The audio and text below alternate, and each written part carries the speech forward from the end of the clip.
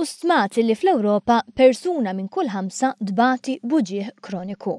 Dan jinkludi mal-153 miljun persuna li dbati mill-mugrana jew uġigħ ta' ras qawwija, 200 miljun ibatu b'diżordni fil-muskoli u mal-100 miljun oħra jesperjenzaw uġigħ kontinwu ieħor. Minkejja l-istatistika preċiża tas-sitwazzjoni f'pajjiżna m'għandniex, bdiet ir-riċerka biex tidentifika l-ammont ta' Maltin li jbatu b'dawn il-kundizzjonijiet, anka minħabba l-fatt li l-uġigħ iħalli impatt dirett fuq il-familja, il-post tax-xogħol u l-attivitajiet kwotidjani tal-persuna. Fil-fatt stmat li l-uġigħ kroniku u l-iktar raġuni komuni għaliex in-nies jieqfu jaħdmu qabel l-età tal-irtirar. Bl-uġigħ fid-dar ikun wieħed mill-iktar kawżi komuni. F'Simpozju f'pajjiżna bl-isem ta' Societal Impact of Pain li ġabar fih mat-300 espert barrani fl-oqsma varji tal-uġigħ, intqal li hu stmat li kull stat membru jonfoq ma' 3% tal-prodott domestiku gross fis-sistema tas-saħħa l-kura ta' dan l-uġigħ.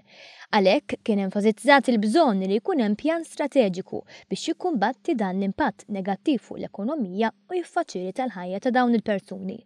Fissem il-Malta Health Network, wieħed mill-organizzaturi tas-Simpozju, Gertrude Buttigieg saħqet magħna li l-organizzazzjoni qed titlob illi f'pajjiżna jitwaqqaf pjan nazzjonali għall-uġigħ. Nixtiequ li l-uġigħ ikun rikonoxxut bħala kundizzjoni fiha nnfisha.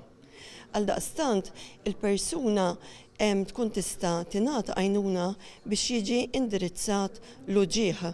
Mhux għax hekk inti għandek kundizzjoni tingħata għajnuna imma dik il-kundizzjoni ma nafux x'inhi għalkemm int miġuħ tista' tħossok li tiġi diskriminat. Dan filwaqt li tingħata attenzjoni u riżorsi għar-riċerka medika f'dan il-qasam. Attenzjoni biex professjonisti jistgħu jitħarġu iżjed fuq l-uġigħ u kif jistgħu jgħinu l-persuni bl-uġigħ.